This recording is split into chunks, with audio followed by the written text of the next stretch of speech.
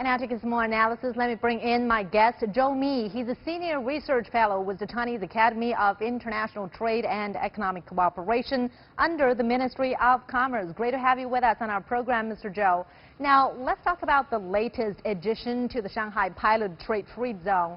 The Lingang area was set up last year, and this was, of course, an expansion of the FTZ.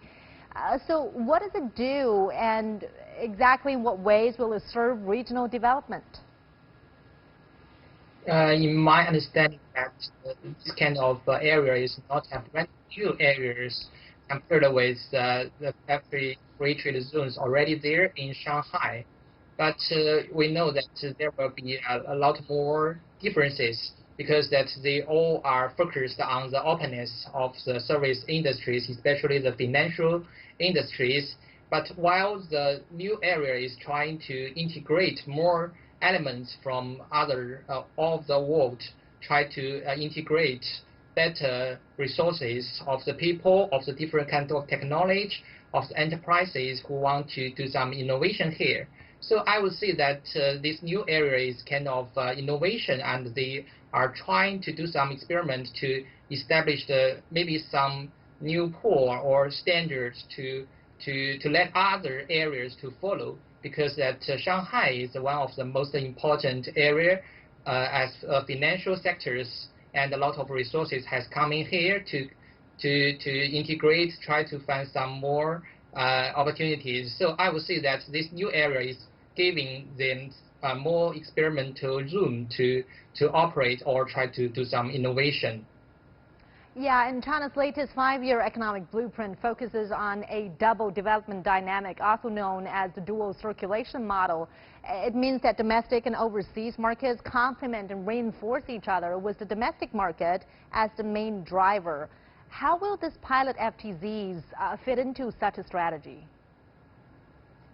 I think that these areas are some of the windows that we can show the other countries, especially the investors, the companies who are dealing with import and export.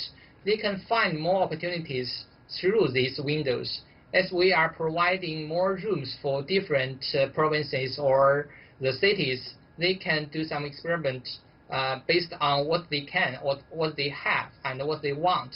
So I would say that these new areas are very important and different areas for the provinces to do the innovation.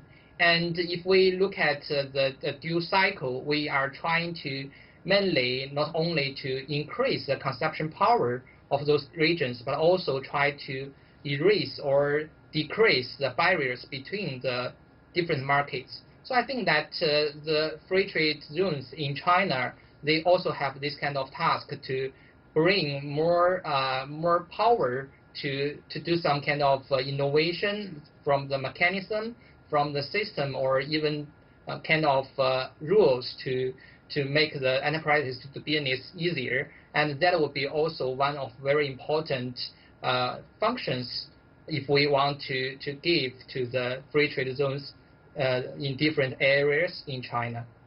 Sure. Thanks so much for your insights, Mr. Zhou.